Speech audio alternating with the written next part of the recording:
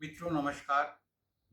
अस्तित्व, व्यक्तित्व और प्रभुत्व, यह तीन शब्द भगवान वामन के तीन चरण हैं जिन्होंने पूरी पृथ्वी को माप लिया था। तमाम विश्व का अध्यात्म, विज्ञान, विधियां सभी इन तीन शब्दों में समाहित हो जाती है। जीवन एक प्रवाह है, सतत प्रवाह। जन्म से मृत्यु तक का सफर ही नहीं है जीवन। जन्म से पहले भी जीवन है और मृत्यु के बाद भी जीवन है। सभी अस्तित्व से उमगते हैं और सभी अस्तित्व में समा जाते हैं। जीवन का पूरा सार कबीर के भजन में समाहित है, चदरिया झीनी रे झीनी, जिसमें कबीर ने बताया कैसे आए हम। अष्ट चक्र का पिंजरा बनाया, पांच तत्व की पूनी। अष्ट चक्र क्या है? हमारे शरीर के एनर्जी सेंटर हैं 8, और पांच तत्व जो हैं वायु, पृथ्वी, आकाश, अग्नि, ये सब जो हैं पांच तत्व, जल, ये सब पांच तत्व से हमारा शरीर बना है। और बनने के बाद जब ये शरीर इस संसार में आ जाता है, जन्म के बाद, उसके बाद यात्रा शुरू होती है जीवन की। हमारे शास्त्रों में जीवन को 4 चरणों में बांटा। प्रथम चरण ब्रह्मचर्य आश्रम, द्वितीय चरण गृहस्थाश्रम, तीसरा चरण वानप्रस्थाश्रम और चौथा चरण संन्यास। जीवन की पूरी यात्रा को दिशा देने का प्रयत्न किया गया सभ्यताओं के द्वारा। और इन सभ्यताओं में क्या है? ब्रह्मचर्य आश्रम क्या है? ब्रह्मचर्य आश्रम 100 साल की अवधि मानकर जीवन को 4 भागों में बांटा। 25 वर्ष ब्रह्मचर्य आश्रम है। उस आश्रम में बच्चे को परवरिश, शिक्षा, कार्य की शिक्षा और तकनीकी शिक्षा, ये सब प्राप्त करने का अवसर मिलता है। इसके साथ साथ उसे जीवन की शिक्षा भी दी जानी चाहिए, वो आज नहीं है। पहले व्यक्तियों को गुरुकुल में भेजा जाता था, बच्चों को, बालकों को ऋषियों के पास, और ऋषि के आश्रम में रहकर ही वो सब कुछ सीखते थे। ऋषि उन पर 24 घंटे नजर रखते थे। सोते समय भी वो क्या क्रिया प्रतिक्रिया का क्या कर रहा है, उसके अंतर मन को जानते थे, और वो उनको ठीक करके एक अच्छा व्यक्तित्व बनाकर समाज में भेज देते थे।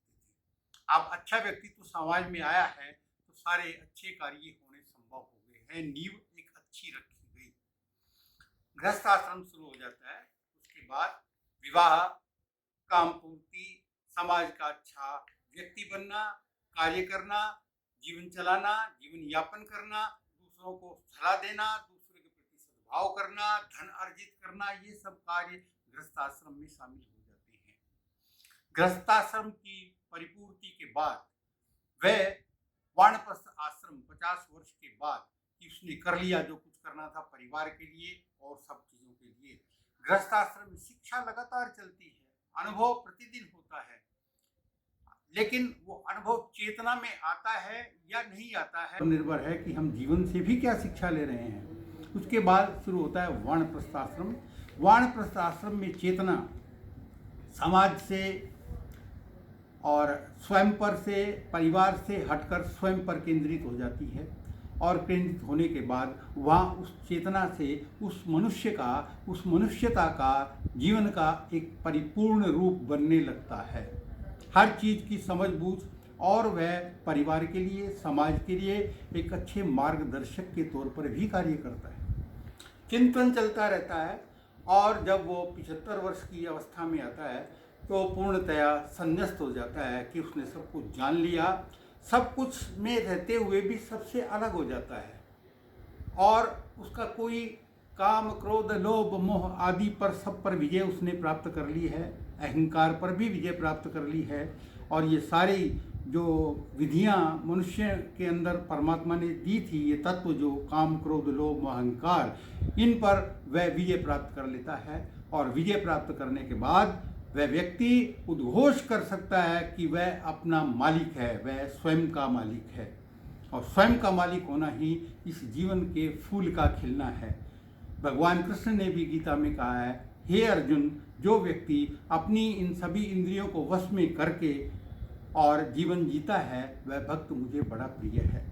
तो इसका अर्थ है कि जीवन का फूल तभी खिलता है जब हम इन सब चीज़ों को समझ लेते हैं, जान लेते हैं और उस पर अमल करते हैं। तो ये मनुष्यता की यात्रा है। अब इसके अंदर क्या है कि आज के युग में क्या हो रहा है। ये देखिए समाज कितना विकृत है। समाज थोड़ी सी ठेस, आज सारे संसार के विश्वविद्यालय मनुष्य को कहाँ तक शिक्षा दे पाते हैं। एक अच्छा मनी अर्नर बना सकते हैं, एक अच्छा कार्य करने वाला व्यक्ति बना सकते हैं, एक अच्छी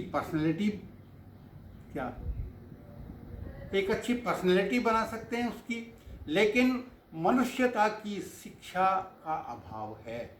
आज उसी शिक्षा को विज्ञान ने अध्यात्म से जोड़ा है। आज विश्व के कुछ प्रसिद्ध वैज्ञानिक, जैसे मैं नाम लेता हूँ ग्रेग बार्डन, जो डिस्पेंजा, ब्रूस लिप्टन, ये सब व्यक्ति अध्यात्म को विज्ञान से जोड़ने का प्रयत्न कर रहे हैं। विज्ञान के आधार पर शरीर की संरचना का एक्सप्लेनेशन किया जा रहा है।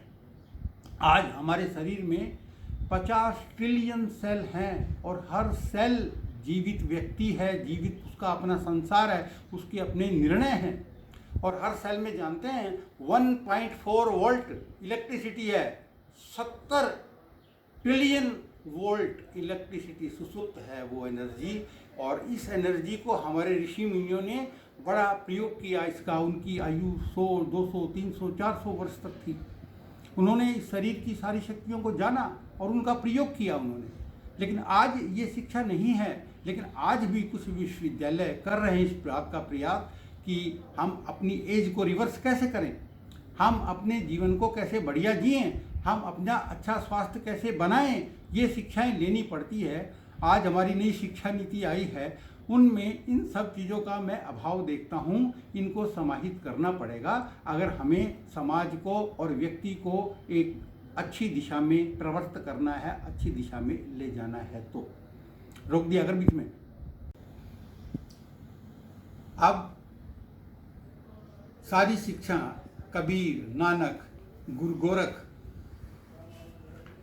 अष्टावक्र, इन सब की शिक्षाएं मनुष्यता को दिशा देने के लिए दी गई है। मनुष्य को पता नहीं है, वह भ्रम में है। राजा जनक ने अष्टावक्र से पूछा, हे ब्राह्मण, किम ज्ञानम, किम मुक्ति, कैसे ज्ञान होगा, कैसे मेरी मुक्ति होगी। तो अष्टावक्र ने कहा, राजन तुम तो मुक्त ही हो, तुम्हें भ्रम है कि तुम मुक्त नहीं हो। ज्ञान तुम्हारा अंदर समाहित है, झांको और देखो, ज्ञान का उद्भव आपके अंदर ही है। और ये सही है, बिल्कुल सही है। जब कभी आप कोई कार्य करते हैं, अच्छा या बुरा, अंदर से दूसरी आवाज़ एक आती है, जिसको अगर आप सुनते हैं तो वो आपको दिशा देती है। नहीं सुनते आपको मजबूर नहीं करेगी। उदाहरण के लिए एक व्यक्ति चोरी करने चलता है, उसको पता है अंदर से आवाज़ आती है तू गलत कर रहा है, सुनता है तो रुक सकता है, लेकिन वो आवाज़ आपको मजबूर नहीं करेगी कुछ गलत करने से। तो आपको सुनना पड़ेगा। जैसे जैसे आप सुनते जाओगे वो आपको परिष्कृत करती चली जाएगी। लेकिन ये आप पर निर्भर है कि आप उसे सुनते हैं या नहीं सुनते हैं। तो इसलिए रोक दे बस यार।